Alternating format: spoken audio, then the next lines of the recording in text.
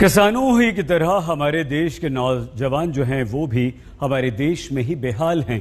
पिछले हफ्ते राजस्थान में रीट परीक्षा पेपर लीक के विरुद्ध हमने और आपने दस्तक दी थी। हमने आपको ये बताया था कि किस तरह से पेपर लीक होने से लाखों नौजवानों का भविष्य जो है वो दांव पर लग गया है। लेकिन राजस्थान की अशोक गहलोत सरकार परीक्षा रद्द करने को बिल्कुल तैयार नहीं है।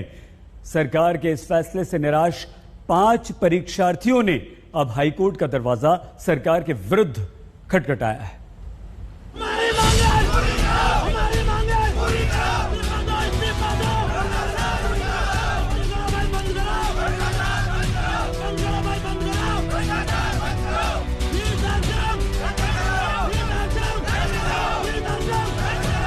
ये राजस्थान के उन 25 लाख बेरोजगारों में शामिल छात्र हैं जो सिस्टम की धोखेबाजी के खिलाफ सड़कों पर हैं।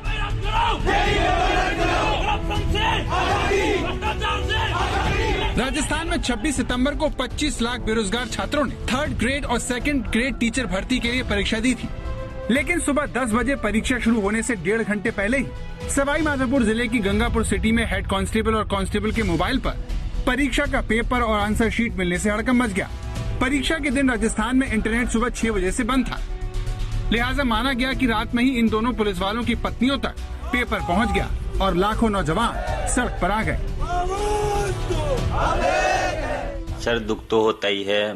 माता पिता पैसे देते हैं, हम यहाँ पे आके तैयारी करते हैं, उसके बाद में पेपर लीक होता है तो दुख होता है, घर वालों को भी होता है। और मेरा ख्याल यही है कि ये वैकेंसी रद्दी होनी चाहिए जहाँ तक, क्योंकि लाखों बच्चों के सपनों पर पानी फिर गया। जो बच्चे मेहनत कर रहे थे, कई लोग तो 3-3 साल से, क्योंकि 2018 से ये वैकेंसी प्रक्रिया में चल रही थी, कभी आगे बढ़ रही थी, कभी हो रही थी, फिर अचानक से डेट आगे बढ़ा दी। छात्रों का सरकार से सवाल है कि आंसर शीट केवल गोपनीय शाखा के पास होती है तो वो गंगापुर कैसे पहुंची? गंगापुर डीएस एकेडमी का नाम मामले की जांच कर रही स्पेशल ऑपरेशन ग्रुप ने लिया था, फिर उसकी जांच क्यों बंद कर दी गई? यही नहीं, जिस डीएस एकेडमी की मान्यता को शिक्षा विभाग ने रद्द कर दिया, उसे मुख्यमंत्री कार्यालय ने कैसे बहाल कर दिया? इसकी निष्पक्ष जांच हो, तह तक जाया जाए कि बत्तीलाल के संबंध किससे, संरक्षण कौन दे रखा है, पेपर कहां तक पहुंचा, सारी जांच हो और जल्दी जांच हो। ऐसे नहीं कि जांच में डाल के उसको लंबा खींच दे।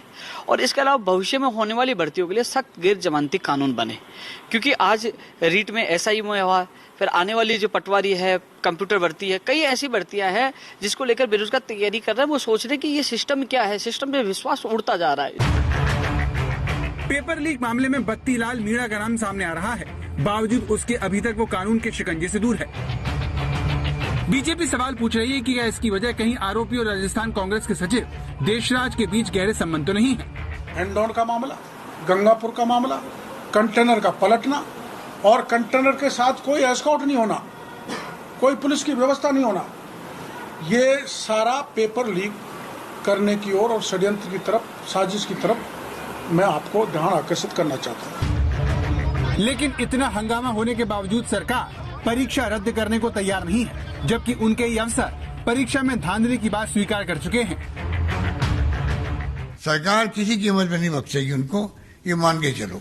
भड़काने वाला काम छोड़ो आप लोग। 1 सेंटर पे 2 सेंटर पे बात पहुंच गई है, पेपर आउट हो गया है, हम वहां पर एग्जाम करवा देंगे, पर उसकी आड़ के अंदर आप चाहो कि पूरे लाखों लोग वहां पर उनको बुलाओ, परीक्षा दिलवाओ, ये कहाँ की समझदारी है? अतिशीघ्र जो भी पूरी चेन है उसको हम पर्दाफाश करेंगे और सभी को ये बता सकेंगे कि किस प्रकार से ये पेपर किसको कैसे प्राप्त हुआ, कहाँ से प्राप्त हुआ और किस किस को मिला। इसकी तय तक हम लोग जाएंगे और एक भी व्यक्ति जिसने इस प्रकार की गलती की है, जहाँ से शुरू होकर के एंड तक जो भी इसमें शामिल होंगे उनके खिलाफ कार्रवाई की है। हमने भी हमारे विभाग की तरफ से सूचना मांगी है, तो सस्पेंड तो जो भी 10-12 लोगों का हमारे पास नाम आया था उनको तत्काल कर दिया गया। राजस्थान में अब तक दर्जनों परीक्षाओं के पेपर लीक हो चुके हैं। परीक्षाओं के लगातार रद्द होने से लाखों छात्रों का भविष्य दांव पर लग गया है। कमाल की सरकार है। 8 दिन हो गए पेपर लीक मामला उजागर हुए, लेकिन अब तक सरकार की तरफ से कोई सफाई नहीं आई है कि पेपर कैसे लीक हुआ और किसने लीक किया। इस मामले में कहां तक जांच पहुंची है? इस मामले की जांच कर रही स्पेशल ऑपरेशन ग्रुप ने भी अब तक इस मामले में कोई भी तथ्य सामने नहीं रखा है। कुल मिलाकर सरकार की तरफ से यही कोशिश हो रही है कि इसे बीजेपी के साजिश बताकर मामले को रफा दफा किया जाए, मगर पूरे राजस्थान में छात्र आंदोलन कर रहे हैं।